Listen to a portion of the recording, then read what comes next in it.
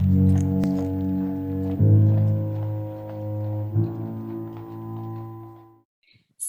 Dynamics of a Podcast update, take 2.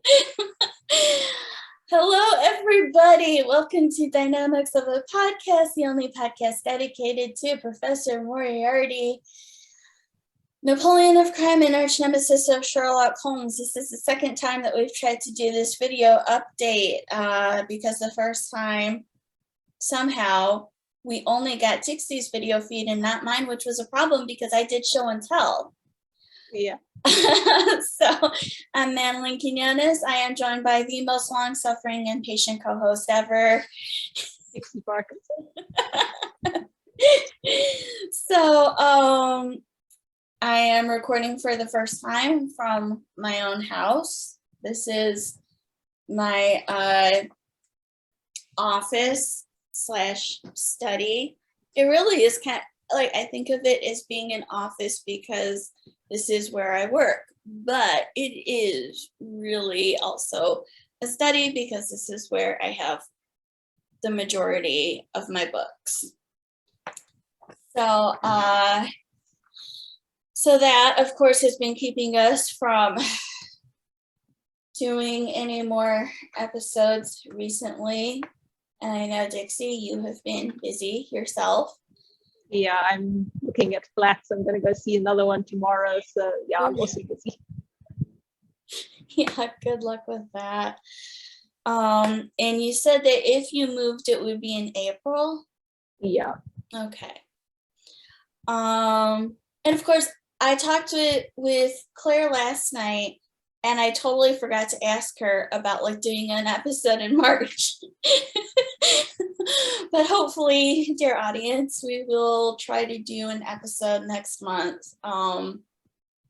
in March about A Study in Scarlet, do our first canon episode, which would be really fun. Other things that we want to do this year include our Sherlock Holmes in 22nd Century episode, which also requires Claire and requires Dixie to finish watching the show. Yes. I honestly think that probably the next one for you is Sussex Vampire. Yeah, you need to remind me to get back into it. Otherwise I'm going to forget. I'm good at pestering, but also I don't like to do it because I don't want to annoy people. Okay, I'll pester. So, yeah, we've got to do that. At some point, I need to get in touch with Josh Harvey and see when he wants to do, when he's available to talk with us about music themes for Moriarty in television and on film. He's already done it from an amazing blog post about it for the St. Louis Parallel Case of St. Louis blog.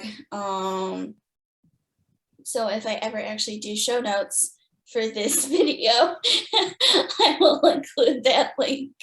I know I'm still behind on that, and I'm so sorry. It's just everything's been happening. I'm still on hiatus with the Watsonian Weekly. Poor Brad. He's trying to fill time. Yeah,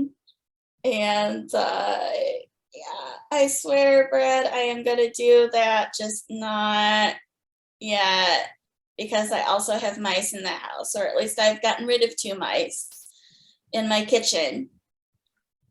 And I'm still in the process of cleaning everything up after I literally just finished setting up my kitchen.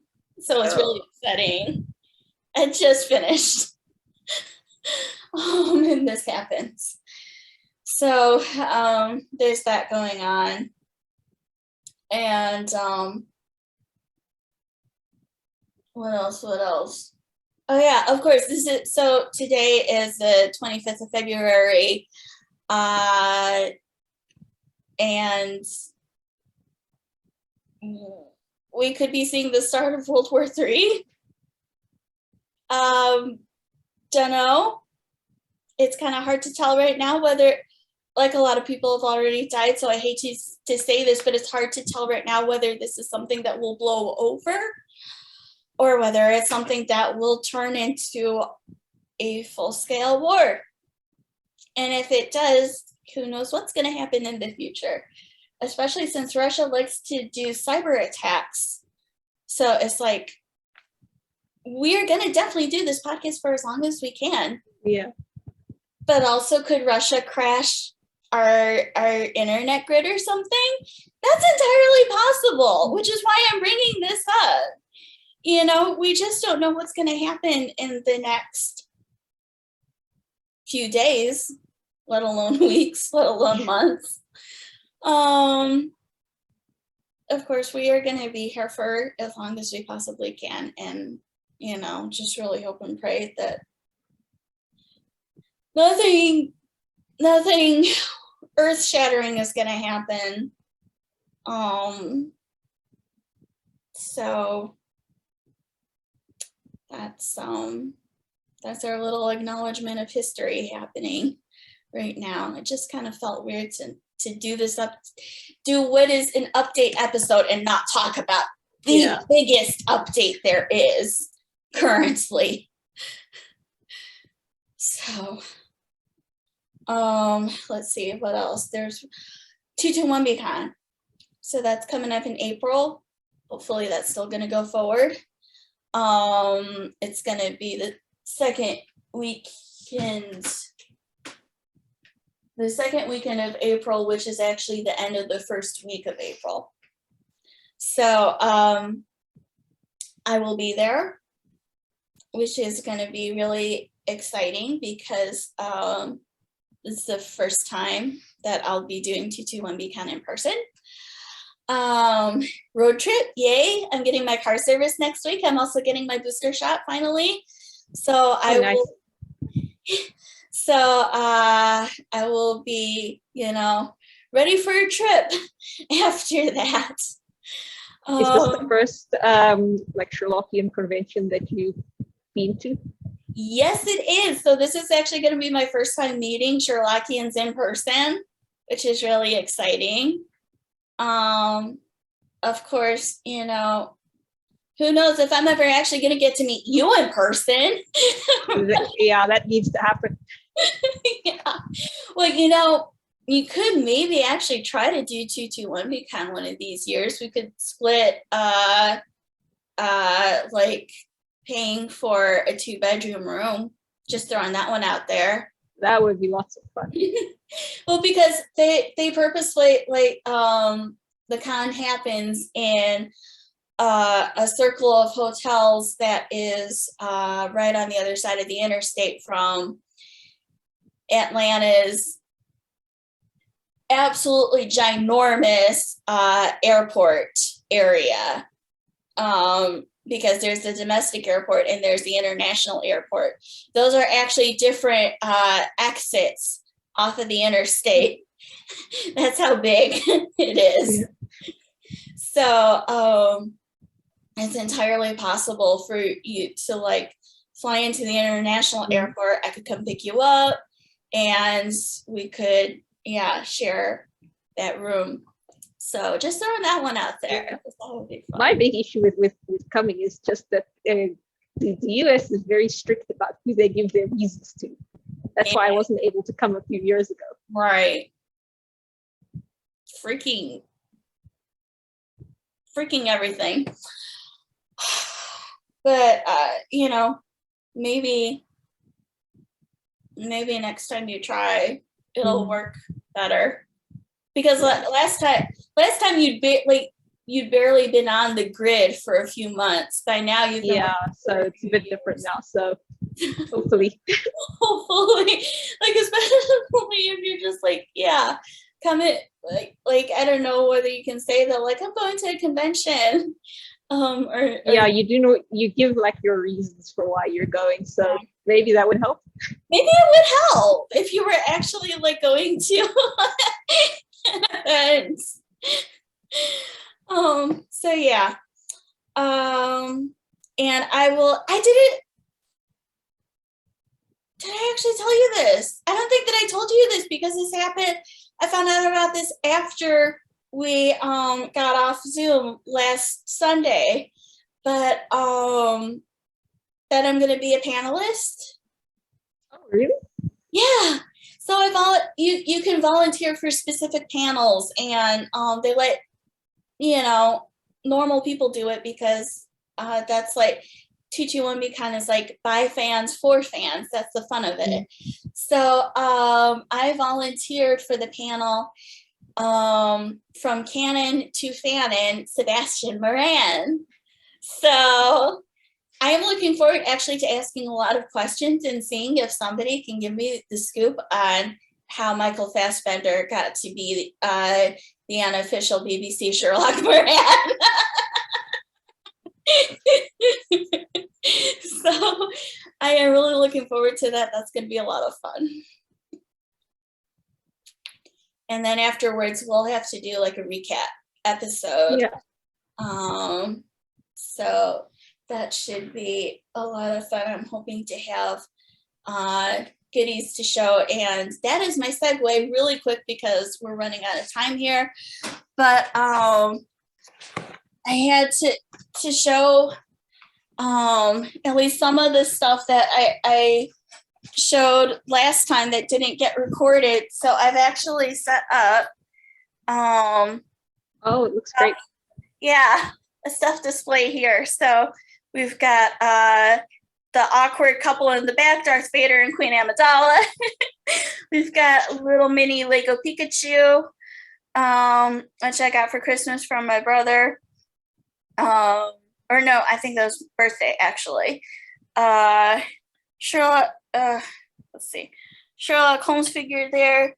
Can't see him terribly well, but he kind of looks like Leonard Nimoy, actually. And then my little Sherlock Funko Pop.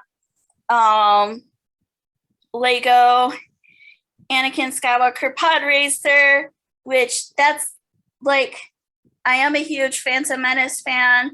I'm not ashamed of it. I was like the same age as Anakin was in the show when it first came out. So and I love the pod race scene. So it was very exciting to get it because it's like when Lego was celebrating, this was from 2019, so Lego was celebrating 20 years of Lego Star Wars. It's even on the back of Luke's body. So he's a little commemorative figure there. And then this jewelry box that my friend Holly painted for me for a Christmas present, which was very sweet of her. And I still don't know what to put in it, but I will figure out something eventually. But for now, it is here in the toy display. So there's that. I've got a ton of boxes here still, and unpacking them got delayed because of having to clean stuff in the freaking kitchen. But I'm gonna, gosh, the light just, there. If I step in to kind of block the window light, Yeah, you can see the Sherlock shelf, which is a little more complete than when we tried to do this before, and includes down here stuff about not just Sherlock, but Victorian crime and European history. This incredible book that is called Europe in the 19th Century.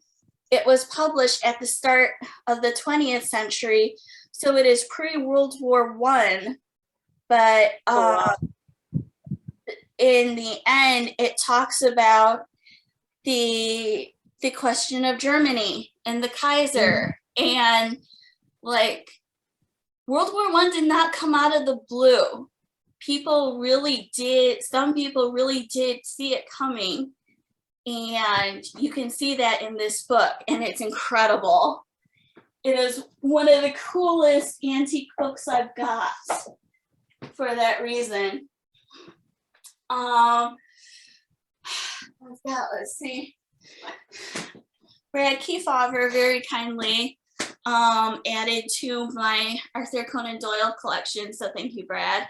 This series by what is it? The Conan Doyle Centennial Series, published by Gaslight Publications from Bloomington, Indiana. This is the Stark Monroe Letters, one of Doyle's non-Sherlock novels. I've got Baker Street Journal up there, the Watsonian, and then this whole shelf right here, almost this whole shelf, is just the canon, different versions of the canon, except for these two books, which are Corporals, Colonels, and Commissioners and Education Never Ends, by BSI Press. But there's the new annotated series, Out of the Abyss, which is the manuscript book for Empty House.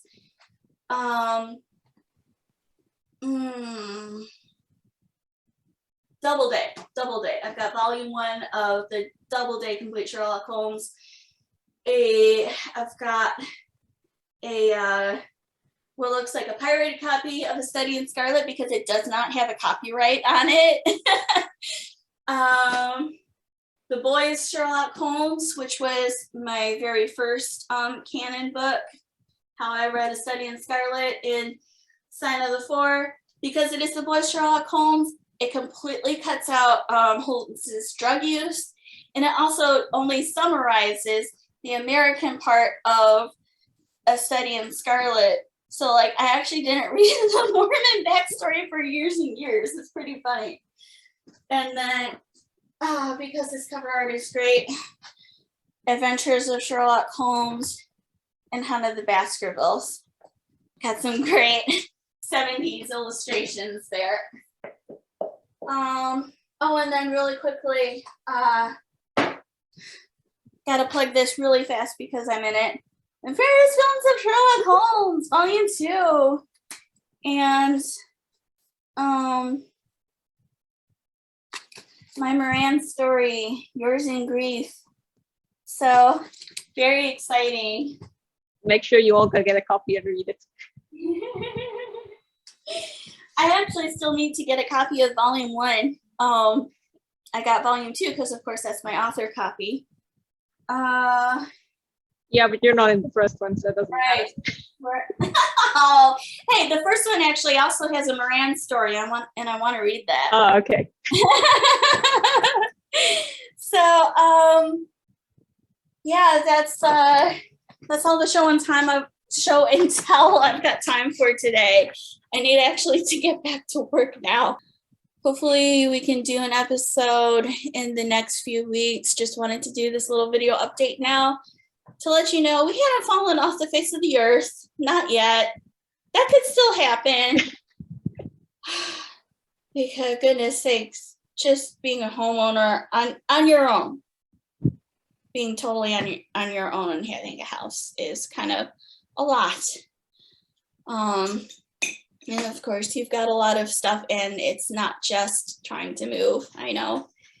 But hopefully we can do something again soon.